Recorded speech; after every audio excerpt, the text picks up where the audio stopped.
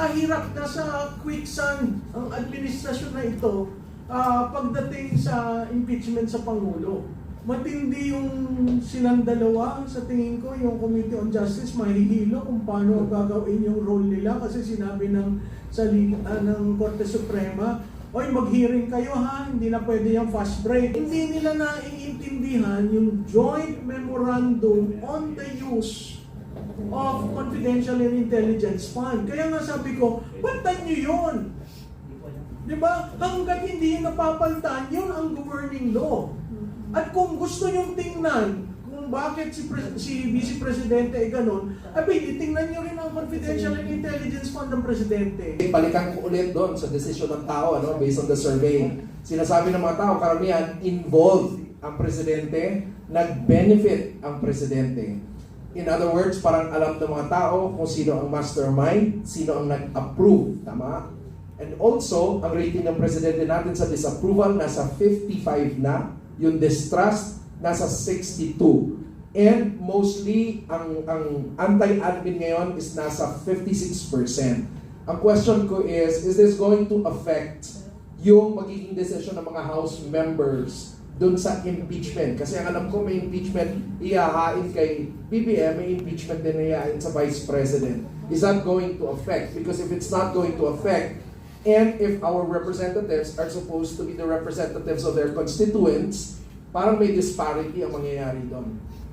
Dito natin malalaman kung yung mga congressman natin ay tunay na kinatawan ng ating mga mamamayan. Pag nagkaroon sila ng consultation at isusundin nila ang taong bayan, ang hatol ng taong bayan, at yun ang magiging boto nila sa ating kongreso, well and good. Pero hindi boto nila. Kasi kung boto lang nila yan, then they're not being the true representative of the people. So there's the challenge.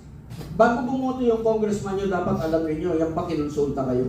Because dapat ang boto nila, boto ng tao. Kasi sinasabi nila na yung boto ng mga congressman na sa impeachment ay boto ng taong bayan. Kung tunay na boto ng taong bayan yan, dapat kinonsulta mo muna ang iyong constituents. Ano po masasabi niyo doon, Ma'am Malu? May impact yun, no? May impact yun dahil pumupunta na tayo dun sa institutional inquiry into accountability. Again, depende kung ano yung mga charges na ilalatag. Again, depende kung silang dalawa. Matindi yung silang dalawa, sa tingin ko, yung Committee on Justice, mahihilo kung paano gagawin yung role nila kasi sinabi ng Korte Suprema, oy, mag-hearing kayo ha, hindi na pwede yung fast break sa Senado. So magkakaroon ng hearing sa Committee on Justice, imaginein mo kung yung dalawang Presidente at Vice Presidente. On the other hand, kung gusto talaga natin ng accountability at kung gusto natin that we seek changes within constitutional ground, that's the only way we can seek accountability. Yun nga lang, tinitingnan ko saan budget kukuha para bayaran ng mga congressman. Meron daw, meron. Oo. Meron na sigita. Kaya yung 2026 budget, medyo tingnan nyo. Hindi, kasi yung unprogram, wala yung revenue pa So sa tingin ko manggagaling sa AIX, sa MAIP, yes, or sa confidential fund. confidential fund. Yun tingnan ninyo yan, 400 billion. Or sa school buildings. Pero ang problema niyan, yung previous kasi hindi pa nababayaran So, naalala niyo yun, yung sinabi na, oy, ilabas nyo na yan. Yung sabi nung dalawang congressman, ilabas nyo na yan kasi nakumit na yan. Kailangan ng bayaran, di ba? Yes. So kung pareho, yung pareho member ng 19th at 20th at ikaw ay hindi ka nabayaran o hindi ka nabigyan ng allocation, these things can work against the leader. Dahil, nangako ka sa amin, ngayon gusto mo na naman kaming pumirma dyan, hindi mo naman itinuloy, di ba? So, napakahirap na sa quicksand ang administrasyon na ito pagdating sa impeachment sa Pangulo. At dahil yun nga ang climate na ang taong bayan wala ng tiwala, sino ang most rational animal sa mundo? Di ba politiko? Alam nila ang dapat gawin para manalo. So asahan mo dito sa impeachment, very tricky ito. Hindi porke nasa administration ka, susuporta ka. Hindi porke sinabi ng oligarch behind a political party, susuporta ka. Kasi titingnan nila ng oligarch, uy, naipit ako dito. Uy, hindi ako makagalaw. O, lahat ng pangako ng proyekto, hindi na ilalabas. So, all these things, ang sense ko, ang Pangulo nasa catch-22 position. Ang Vice Presidente, kung rehash, nung katulad ng dati, nako, kayang-kaya ng legal team niya. Kasi pinaghandaan na nila noong pa. No? Yan lang paulit-ulit na si Piatos, si ganyan. Hindi nila naiintindihan yung joint memorandum on the use of confidential and intelligence fund. Kaya nga sabi ko, pantan nyo yun. Diba? Hanggat hindi yun napapalitan, yun ang governing law. At kung gusto nyong tingnan kung bakit si Vice Presidente ay ganun, titingnan nyo rin ang confidential and intelligence fund ng Presidente. Buksan na lang. Diba? Yun yung sinasabi ko, patas tayo. O pag nagbukasan, ako yung Remulla Brothers. Ang dami nun. Diba? Hawak nila 2 ahensya. O ngayon, 3 na pa lang dahil may ombudsman pa. These things have a way of, if you play your cards right, pwedeng pabor sa administration. But if the institutions and the systems cannot already afford another shock, then that can go against him.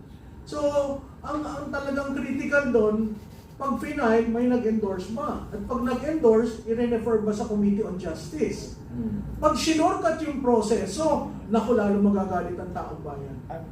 Diba? So, talagang delikado. Samantalang yung Vice Presidente, wala naman yata ako nakikitang bagong charge na sinabi. At ang gusto nila, yung ulit. Yung isa, 3 taon. Yung isa, si Vice Presidente, 1 taon. Wala naman siyang flood control projects. Si Presidente, buong bürokrasya. Diba? So, again, kung titingnan natin, at siguro, kung titingnan mo yung tiwala at approval nilang dalawa, talagang pag pumasok tayo sa impeachment, mas larong ma-erode yun sa Pangulo. Yung 3 years consecutive unconstitutional budget, that in itself is also a culpable violation of the Constitution. So mas maraming grounds laban kay Presidente, yung tunay na talagang kitang-kita. Hindi katulad nung ginawa-gawa lang, pinilit lamang para merong maging kaso. 11 billion per day daw dahil sa inubos yung 100 something. Gusto nilang maunawaan kasi paano ginagasta yung confidential intelligence fund para maka-identify sila ng mga safe houses, etc. ng ating gobyerno. Hindi naman ubre yung gano'n.